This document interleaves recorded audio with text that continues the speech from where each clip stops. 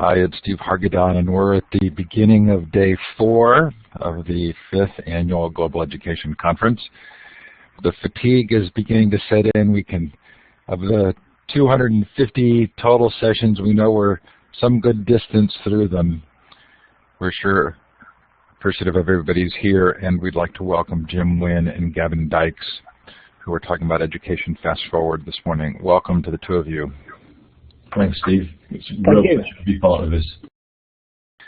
We do appreciate your being here. Thanks to our conference sponsors and supporters, Iron USA, our longtime supporter, and Global Campaign for Education. Both of these organizations make a huge difference for us, and they allow the conference to be free.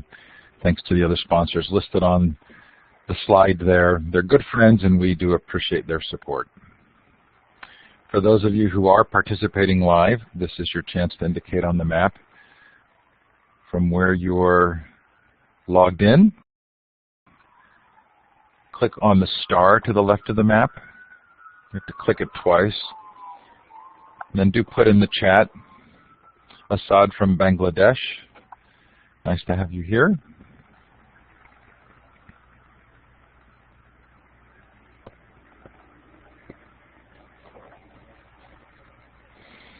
Can we add where we would like to be, Steve?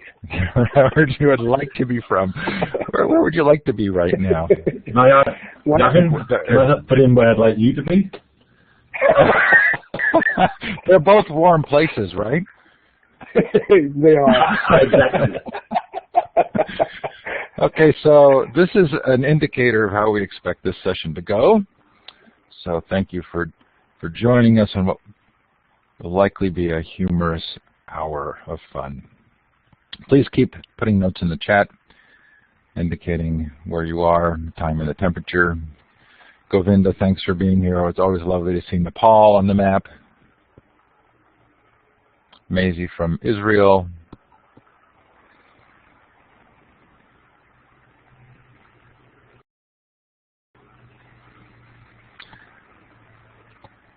So I'm going to give a brief introduction to our two guests.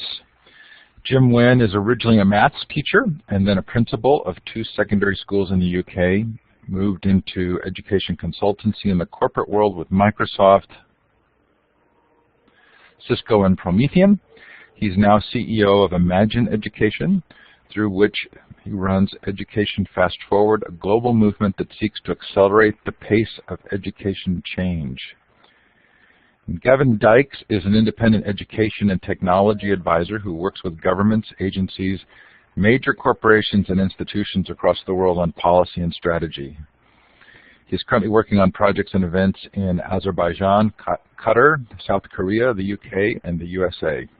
Before this role, Gavin was seconded to the UK government to support development of technology and learning in schools in England, and also worked on innovative projects in further and higher education.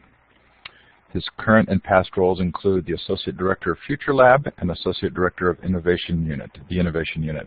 Gavin's key interest is in the development of learning supported by technology to allow learners of all ages to enjoy education and realize their potential. Gavin, is there a reason your bio is so long compared to Jim's? It's one-upmanship, I think. It's an age thing, Steve. He's just older. So the form of this meeting will be an interview.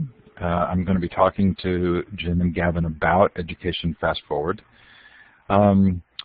Where did the idea for this come from? Should I pick that up, Gavin, to start with? I think you should.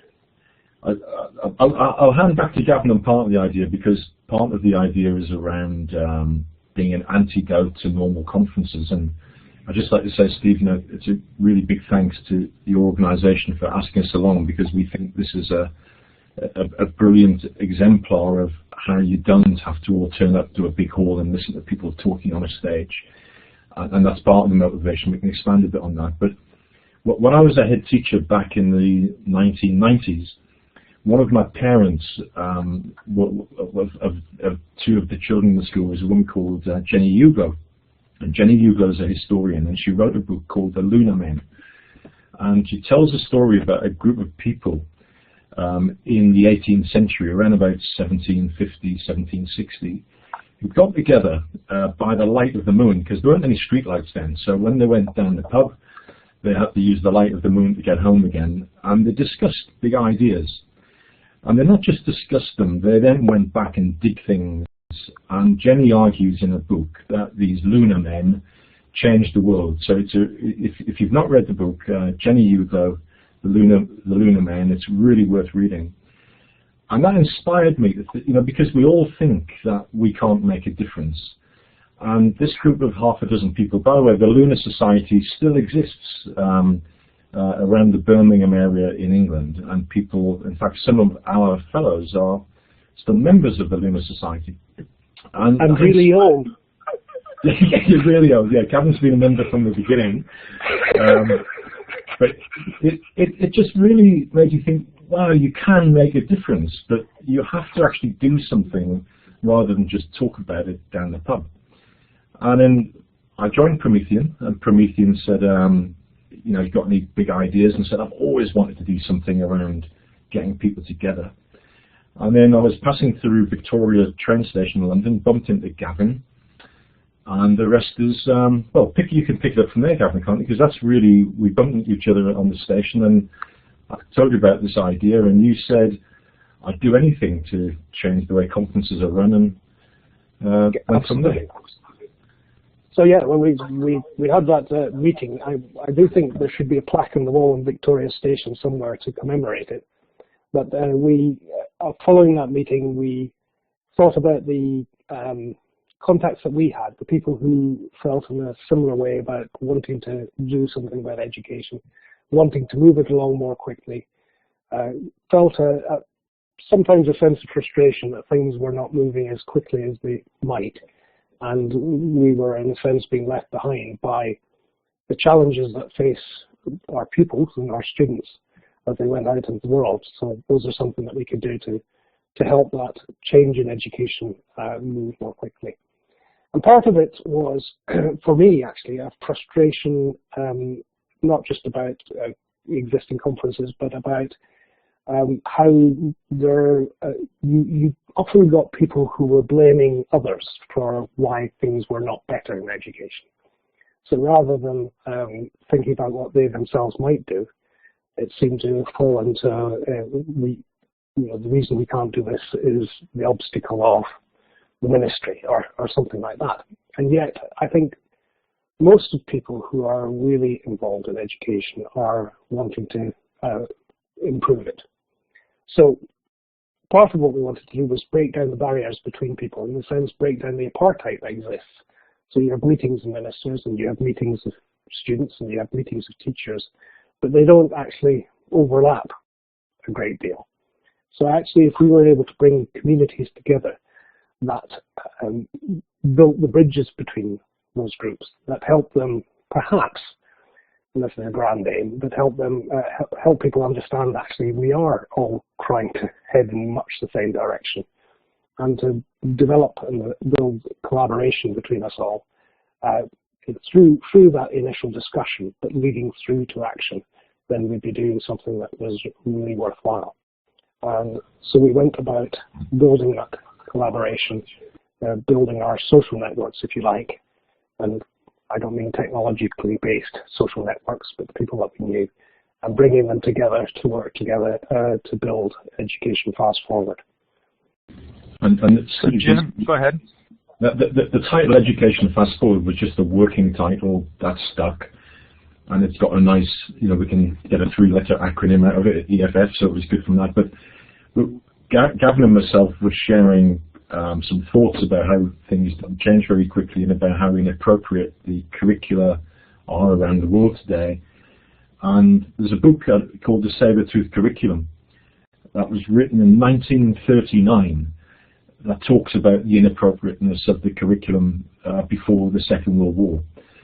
And I think this thing, our passion to help things move faster forward by bringing people together from policymakers to practitioners, and breaking that apartheid down that you get at conferences where you just get one type of person or the other attending, and is our real big drivers. So all joking aside, and we like to have fun in what we do, we're pretty passionate about breaking these barriers down and making education move faster forward. So I put a link in the chat to the, or at least the first site that came up for me on a search for education fast forward. I'm not certain that that's the primary link. But Gavin, would you tell us a little bit about how it's structured, what you actually do? Absolutely. Well, I suppose where we should start, because it's been a journey, we should start with the first debate. So the first debate, we thought that there were two big issues that we were interested in and other people were interested in. And so one of the presenters was Balat Madja, who was the former Minister of Education in Hungary. And he was really pushing for digital skills to become a human right. So he was trying to raise it above and beyond where it normally is discussed, to becoming that some people could demand as their right.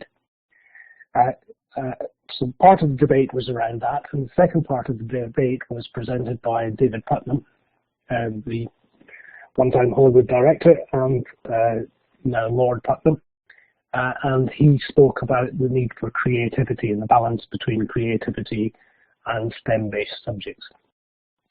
So we brought together a group of fellows, we call them, but this group were people who had shared that passion. It included people young and older, so that we tried to get a mix of the kinds of people that we wanted to be involved. And that first discussion was worked well in many ways, but we also learned a lot from it. The first thing was it was still too closed, and we needed to open it out. And the second thing was, I think our discussion was framed, those two framed discussions, which we took as debates, didn't quite work using the technology. And it wasn't just since Gavin's phone's ringing, pick up the technology side.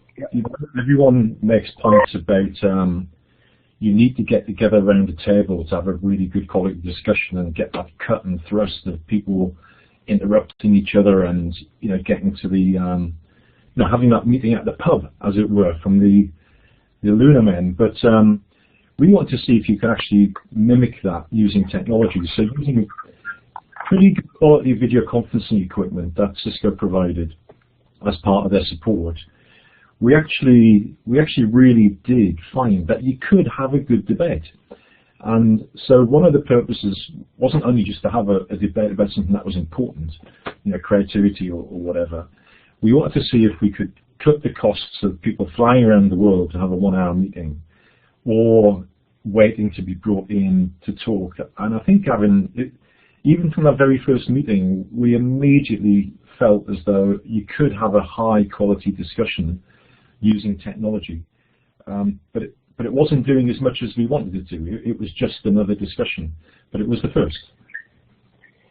So the next stage on was to expand into social media, and so we've used Facebook to begin to provide pre-information about our debates, and then Twitter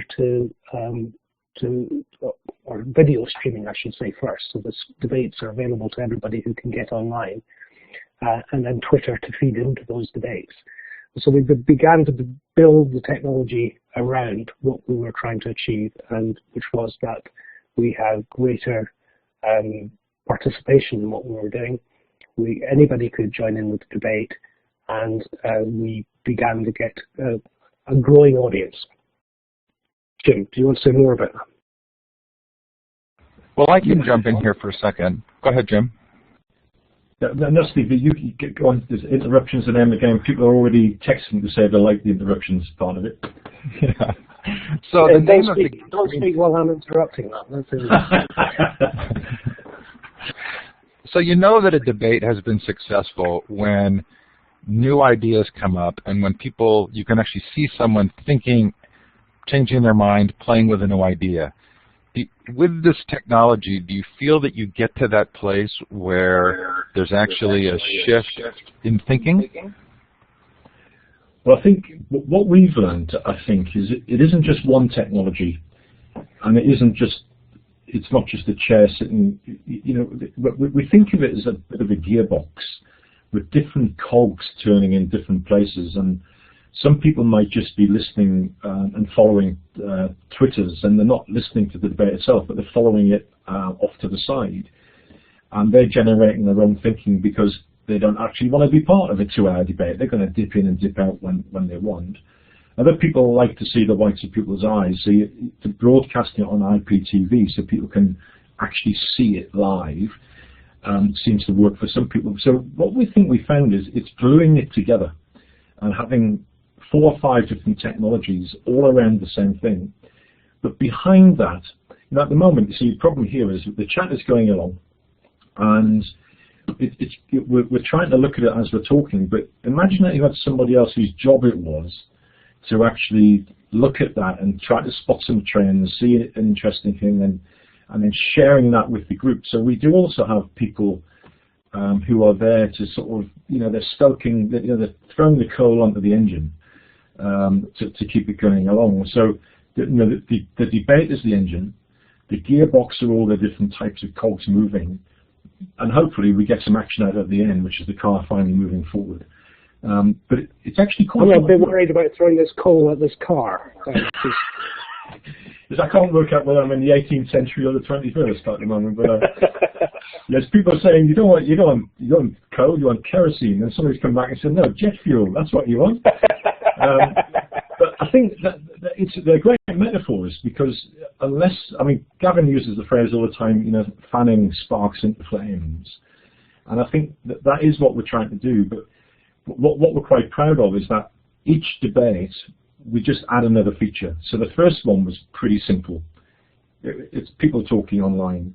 Then we added the IPTV so that anybody could join in. Then we got into Twitter, and then we just built it each time. We have a very healthy frame of mind that we're never happy. We always want to actually keep adding more and more things into the debate. I think. Sorry, I was going to go to, and Jim, correct me if I'm wrong here, but go to kind of the setup of kind of a most recent debate, or for example, the one that we did with the OECD. Hey Jim, let's have you turn your mic off because we're getting a little of that echo. I'm sorry about that. So this is not the last debate, but the one before that we did. And in that debate, it was for the launch of the TALIS report by the OECD. TALIS is the Teaching and Learning International Survey. It's a survey of 107,000 teachers, I think over more than 30 countries. And it was, I think it's the biggest international survey of teachers' views that there is. So we were involved, or I was involved in that launch, which took place in Japan. And that evening we had an education fast-forward debate with Andrew Schleicher from the OECD speaking about the TALIS report, and leading off from that, Michael Fulham then spoke in response to Andreas's introduction. And we then went into a full debate with people in countries right around the world. While that was, so in order to get that debate going, we had the high-end video conferencing systems on which we were we had the main debaters. We had the video streaming with people tweeting as we went through the subject matter, and somebody picking up the tweets and feeding them to the chair of the debate so that could be fed then into the discussion. We also then had on WebEx 8 groups of teachers in different countries around the world. So the countries included Norway, Lebanon, Canada, Brunei, United States, Kenya, UK, and those were groups of teachers who were having, if you like, a parallel discussion, because you don't need to focus on everything that's been said. It's you can have your own discussion going on alongside the main discussion. And the technology allows us to do that. And we do that through WebEx. And we're also using Skype to message between the team to make sure that all our messages work correctly and to make sure everything continues to move smoothly. So we're layering those technologies together. And I think the exciting thing about that then becomes, by using these different ways in which different people can interact with the debate, we're getting a lot of interest. We're getting a lot of people taking part in the debate in ways that suit them. And we're reaching all kinds of different communities. So the debate gains, I think, even greater life than it normally would. It's just not people who are all the same discussing things. What you're getting is, what's it like from a student's point of view? What's it like from a teacher's point of view? What's it like from a policymaker's point of view? What's it like from a teacher-leader point of view? And I think that really contributes to what becomes a very powerful debate. And of course, the subject matter, thanks to the OECD's work on the TALIS reports, was just perfect for that discussion. Jim, I don't know if you want to say something about the audience. Yeah, and what's interesting as well is that this is the second TALIS, and the first one, well, both of them were surveys of teachers, and the data is really important, not just to policymakers, but to teachers themselves. I mean, the last one was 107,000 teachers surveyed. So to look at what was going on in the rest of the world and compare yourself against it, how valuable is that? And OECD found that after the first survey, if you ask somebody in the street about TALIS, they'd never heard of it. So they wanted to use our reach to actually get the message out to as many people as possible, and for them to use it in their own way. And in fact, we had a group of teachers in Brunei who were watching the feed, and they hadn't been part of the TALIS survey, and they decided to take an action to compare themselves and the amount of time they used collaborative learning or different types of learning, and compare themselves against the results. So I think that was a fantastic result, that people listened to it and acted on it and then become part of the wider community. So I think that's proof that it works in practice, Gavin. Absolutely. And then in terms of the audience overall, the numbers of people who were tweeting during that debate, the debate was, I think, 2 hours long. And I think I'm right in saying we had 795 people tweeting during the debate. So the level of interest across the world seemed to have been significant.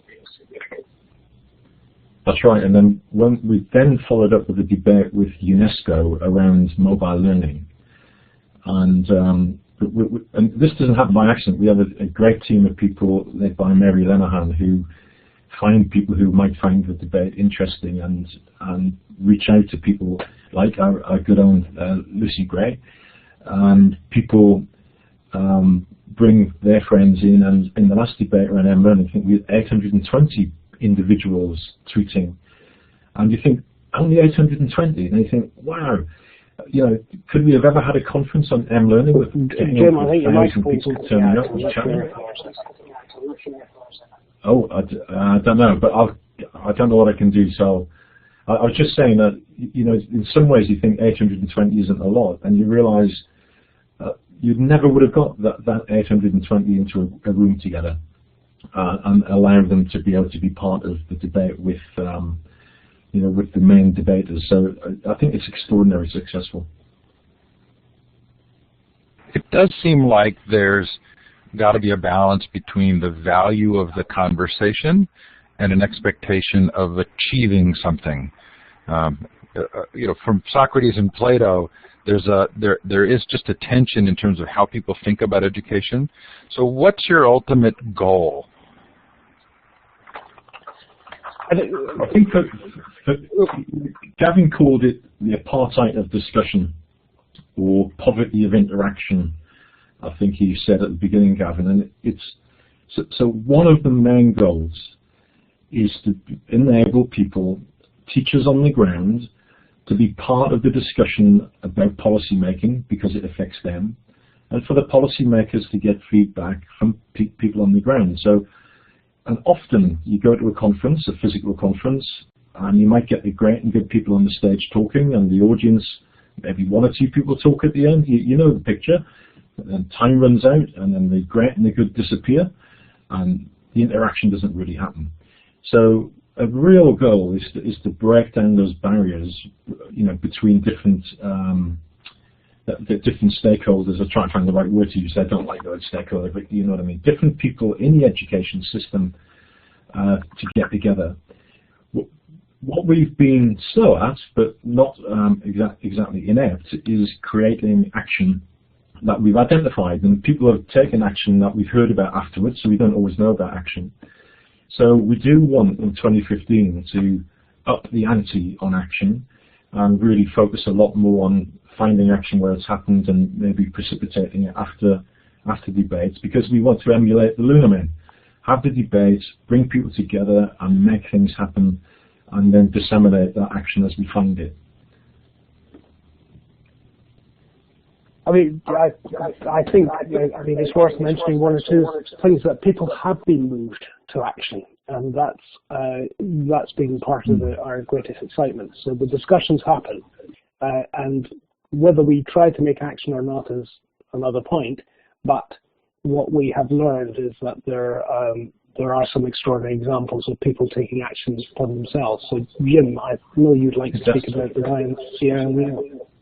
Well, exactly. So I don't know if people know, but September the 21st every year is United Nations Peace One Day. And we were approached by the Peace One Day organisation to see if we could help teachers be aware of the day and prepare lessons for the day. So in July that year, before the September Peace Day, we ran a debate around peace, which was amazing, supported by Taking It Global and other people. And people on that debate who have been child soldiers in Africa and shot people at the age of 3, and we're now 21 and we're talking about peace from their point of view. Anyway, after the debate finished, we were approached by a chap in Sierra Leone, which you all will have heard of because of Ebola now, and he wanted to take the debate and video on the back of his bicycle and take it to different villages and show people the debate so they could be part of the thinking around peace. And I feel really proud that we enabled him to be able to do that. So that really impacted people on the ground in darkest Africa about the debates. I think that's my favourite one, Gavin. I don't know. I think you'd probably pick Zimbabwe, wouldn't you? I probably would. One of our debates we organised at the Education World Forum. Now, the Education World Forum is essentially a meeting of ministers of education that has happened each year since 2004. And in that forum, we organised the technology so that we could have one of our debates reaching out to people outside. The debate we chose to have at that point was one on learner voice, which Steve, you know, is something of considerable interest to me, and something I care passionately about. Although not student voice from the point of view of something that you listen politely to, but something where we invest in young people's ideas. So really do it properly. In that debate, we had on the panel the minister at that time for Zimbabwe, who was David Coulthard, and he took part in the debate, and the students, all the people who spoke, young and old, were all equal, and a lot of good information was exchanged between them. It was a good debate. At the very end of the Education World Forum conference, he was in the panel for the World Forum, and he was asked, "What is your big takeaway from this event?" And David had been going through a program of developing a new curriculum for Zimbabwe at that time, and his takeaway from the whole of the event was that he had to involve students explicitly and implicitly in all the discussions about the development of the new curriculum, because without them it wouldn't be implemented as well as if they were included. And I thought that was, that came coming from a minister from a debate that was held around developing the bridges between the different stakeholders in education, if that's what we should call them, all the different people who really care about education for a variety of reasons. I think that was a very powerful outcome. Gavin, I think your microphone may have moved slightly because it was a little bit louder just for the last minute or so. I apologize. That was because for some reason the printer was going off next to me, so I was just trying to hide it a little bit. So sorry about that. If you could just move it a bit further away, Gavin, so we can't hear you. Do you remember at the World Forum, though, how we did have some comments about, how would a 17-year-old sitting on the stage get to influence what a policymaker says?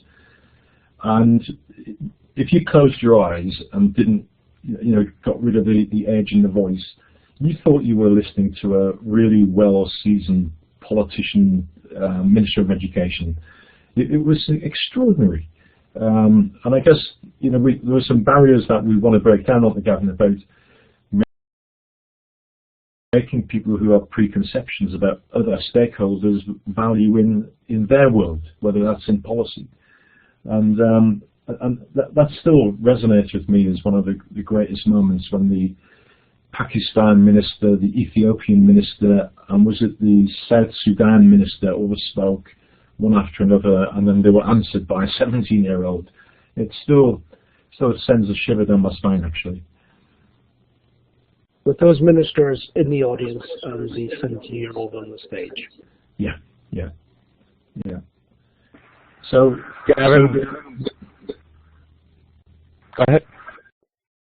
So we started, I think, in 2010, November 2010, with Lord Putnam and Balint Magyar leading the debate, and we've run 11 debates so far, and they've been really well supported by Promethean, who provided money and people to help them happen. But we felt during last year, or earlier this year, that we needed to break away from Promethean and move into a new phase for EFF that would allow us to raise funds and have many more debates, because we think we've sort of gone through the proof of concept stage. We're there, it works, but we needed to sort of break out and do more. So just a few weeks ago, we were lucky enough to be awarded charitable status in England, which was a bit of a tortuous task, I tell you, but we got there with a lot of support and a lot of help. So on October the 20th, we were reborn as Education Fast Forward, the charity, and Gavin and myself are trustees of the charity, and Joanne, Dorota and Mary are 3 employees, and we're planning 2015 to do more.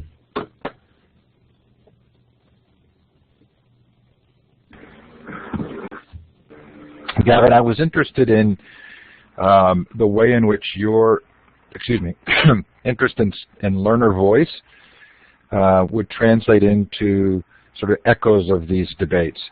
Have you heard of people actually holding similar kinds of events at a more local level because of participating in your debates?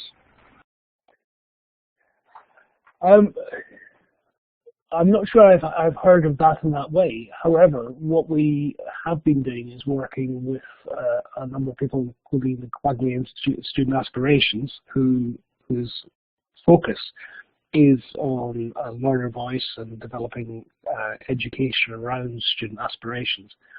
They have been following our debates and have built student groups who are there and picking up on the debates. So they are commenting in the same ways on an equal footing with other people, and therefore picking up. They don't actually have to set up a separate thing. They can be part of the bigger debate. I think the closest thing to other people riffing off the debate is like the WebEx-based debates that we've encouraged. And I think part of our aim with the charity is actually, in a way, not to encourage debates, although debates and discussion and collaboration is all a good thing to engender. But the ultimate test is not the engendering of more discussion, but the move to action. And I think that's one of the things that we hope that the move to being a charity will enable us to do more in.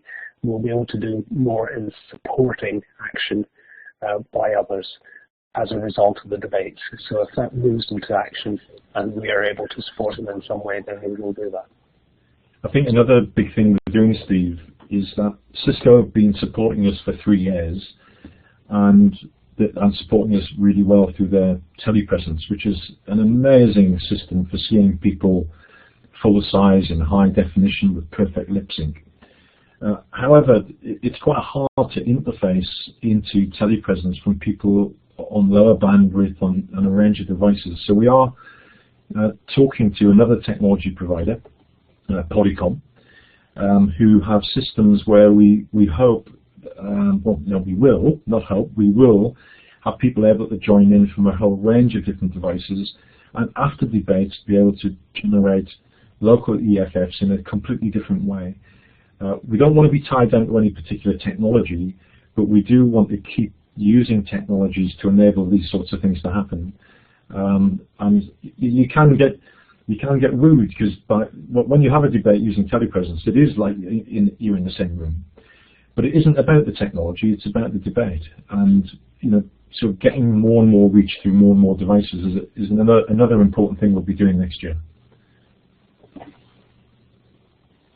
I'm thinking of all kinds of really fun connections. Lucy is too, but like with Julie Lindsay and Vicki Davis's international meetings of students, where they would do conversations or debates, or the ability of the hundreds of teachers here who were doing global projects to use a format for having their students hold conversations on important topics with each other. Yeah, it feels like the technology does enable, doesn't have to be technology based, but the technology is going to enable some really wonderful connections here. I know we haven't stuck really well to the script, so you're going to have to look at the questions and make sure that there's not something I've missed. But you've had great people on previously. Do you want to tease us with anybody you're anxious to get on to talk in the coming year? Well, you've got me on my bee in my bonnet now, because we all have chat shows in different countries, and we got a chat show here in England called Graham Norton. The usual Saturday night late night chat show, and you had Will.i.am on one week. This is a couple of years ago, and I was sitting drinking a glass of wine with my wife and listening to Will.i.am, and Graham said, what's your passion? And Will.i.am said, STEM education. I nearly fell off my chair, but what? Then I do a bit of research, and I found that Will.i.am has got his own education work. He's got a foundation. He's really crazy about technology and technology education. So we've been chasing Will.i.am. And I actually met him. I'm going to really show off now. I met him at Buckingham Palace at a launch of something. And As one does. not the Tower of London, Gavin, at Buckingham Palace. But we had a chat. For about 5 or 10 minutes, and he said he would appear on an EFF, because I think if we can get people like that who are passionate and they have a public view and they're cool and people are going to listen to them, then there's nothing wrong with that at all. And he's not joining it as a bandwagon; he is passionate about it. But if you were listening, well, we want you on the call, because your communications people haven't come back to us on which one you're going to do. So that's my passion. Gavin, you probably want somebody like W.G. Grace or somebody, don't you, from 100 years ago? No, do you know, there's a part of me says that actually who I really want is young, innovative voices. And I want it to be a generation of ideas, and I think anyone who adds energy and can speak passionately about with that energy, I think is somebody who's really adding value to it. So the more we do of that, the better.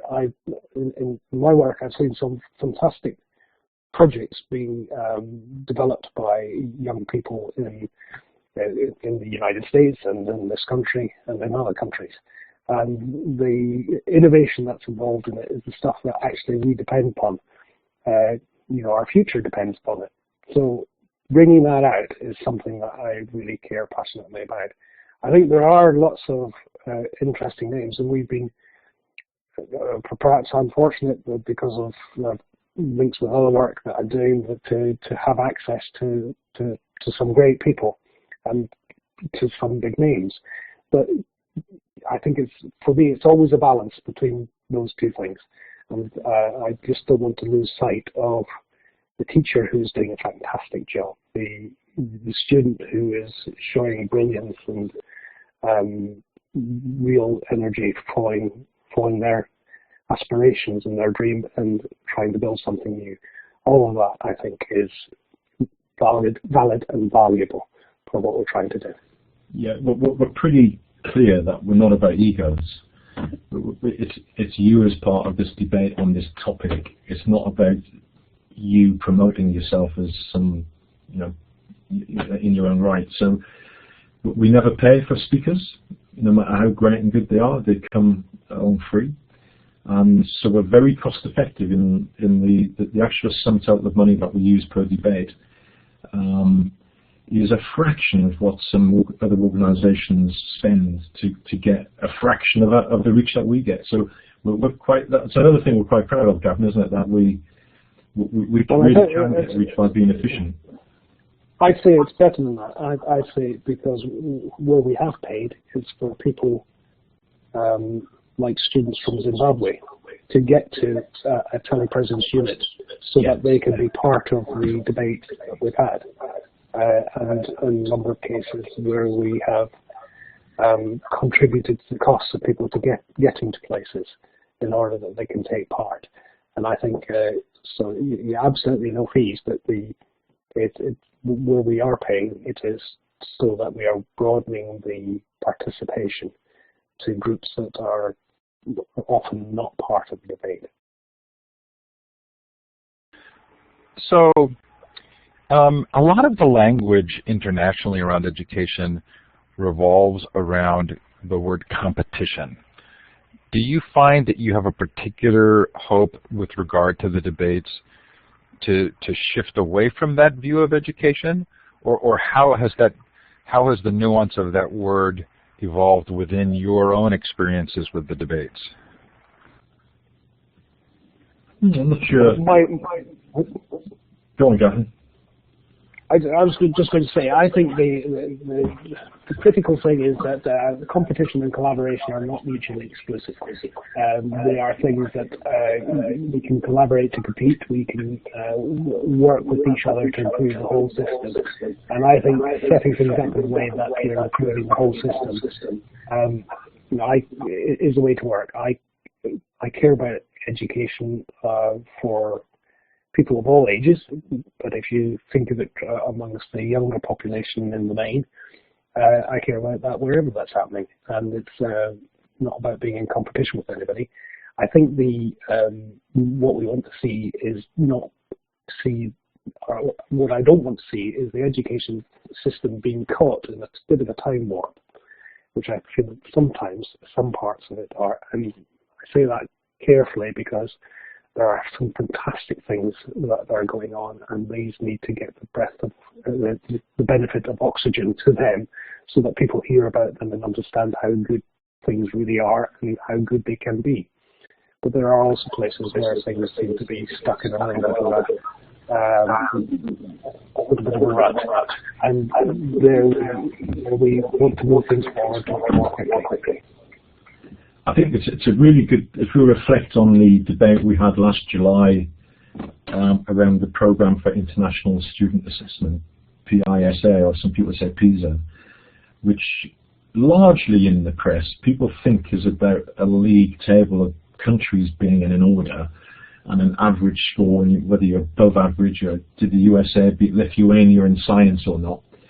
And it was great to have the OECD explain the purpose of PISA wasn't about knowing whether you're above or below another country, but whether the profile of the performance of students compared to not just to the needs of the country, but the aspirations of the country and the people in it. So we were able to give oxygen to the fact that it wasn't about competition at all. It was about the appropriateness of the education system to the local and global needs of that particular country.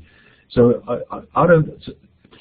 The other thing is, we don't have our own views. Well, we have our own views as individuals, but Education Fast Forward is there to enable issues to be talked about that we think are important barriers to stop education moving faster forward. But we wouldn't really be allowed to be a charity if we were seen to be campaigning on a particular issue. We're just allowing, taking the lid off the bottle and letting the genie out is what our job is, not to actually campaign on a particular point. But we do, having said that, think that collaboration between all the stakeholders is an essential ingredient to the aim of moving education faster forward. So having said that now, Jim, I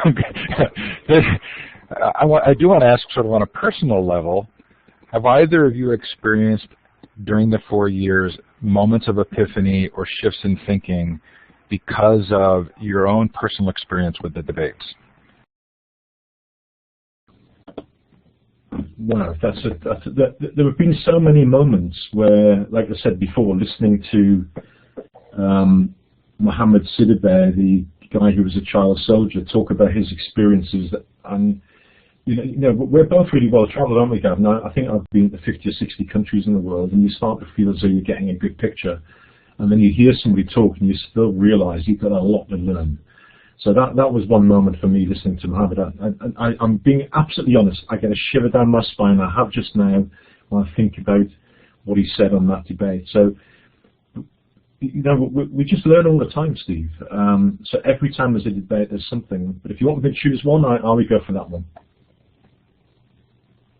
I think that's absolutely right, and I'm not sure whether it was the same debate, but there was a young writer from, I think, based in Emirates, who spoke also, and she talked about where she was and what she was writing about, and that was another thing which just kind of certainly moved me, and I suppose it.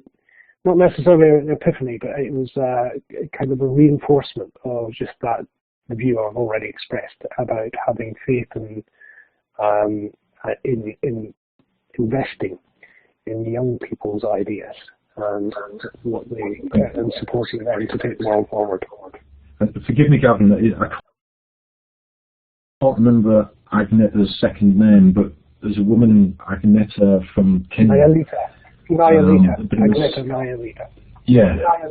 Agnetta Nayalita. Agnetta Nayalita, and she's a social entrepreneur. But after one debate, she emailed us and said, "I've changed. I've got to change. I've got to become a teacher. This is really important to me." And she changed her whole career direction. And you think, wow, that's enough. That's one thing changed that will affect a lot of kids' lives. She now lives in South Africa, in Pretoria. So we don't have a sort of a formula for success. We just love hearing about any type of success that comes out. But I think sorry, Jim. If you think of that range of things that we've kind of talked about in terms of the young man in Sierra Leone getting on his bike and taking copies of the video around to discuss peace and spread the word of peace because he was concerned about things breaking up in his country.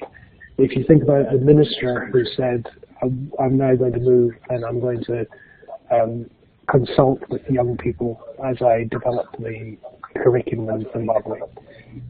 When you think of Agnetta moving from a social entrepreneur, a very valuable role as it is, but being moved to become a teacher, an educator, because of it. I think we have everything from small to national kind of outcomes from the discussions, and we're not wanting to take credit for that, because it's actually how people internalize and take on these things themselves. So they deserve the credit. But it's nice to think that part of the discussion that we curated and brought together has had some impact on their lives, and I think that feels to me like something very worthwhile. It's their lens and their interpretation, but if we've helped that, then I'm very pleased with that indeed. Jim, we're still getting an echo from you. Just be sure to turn your mic off when you're not talking. No, you need to turn it on now, obviously. But yeah, my apologies. I'm not used to Blackboard. I'm used to another system, so apologies. But it's interesting in the chat. David's made a few interesting points about it's all about the stories, and somebody else came back and said, I love listening to TED. And I'm going to sound as if I'm negative about TED. I'm not. I love watching the TEDs, but they're not debates. They're people telling you stuff, and those stories are great, but unless you actually get an insight into how that happened, the stories aren't quite enough. They stimulate you, they encourage you to take action, but you need to get the point to say, this is how to make that happen. So you've got to help people get to be as successful as you are. So I want to challenge TED, to take it to the next level, and you've got everybody's attention. Now get something going where we can talk to the person that's just done that great 18-minute speech and look really brilliant and help us do the next thing. And that's what we aspire to do. And so what we haven't said is the debate itself is one thing, but we always follow up with a webinar. We try to follow up with information, white papers and stuff like that. So it isn't that one-off thing itself. I think we should cancel EFF and disband it if that's all it was, because it's just another type of debate. It's got to be part of the continuum. And one last thing as well, Lucy was chatting earlier about how we can work together, and I think that's another big thing that we believe in, that if you go to these conferences around the world, they're not joined up, and you quite often hear the same person giving the same speech, they're just in a different country. And the debate doesn't move on. So we want to try to beat people up a bit and say, how can we carry on your debate and take it to the next one, so we get that flow of thinking going and not just the same point made. Like in the saber-tooth curriculum, we need to change the curriculum. 1939, that was a hell of a long time ago, and we should have really started to move away from that now, and we haven't. So we have about 3 minutes left. If anybody has a pressing question, please feel free to put it in the chat, or you can raise your virtual hand. There was a final question in our outline that we didn't fully get to, but I think it might be a good last word for both of you. What will you be most proud of in 10 years' time, do you think?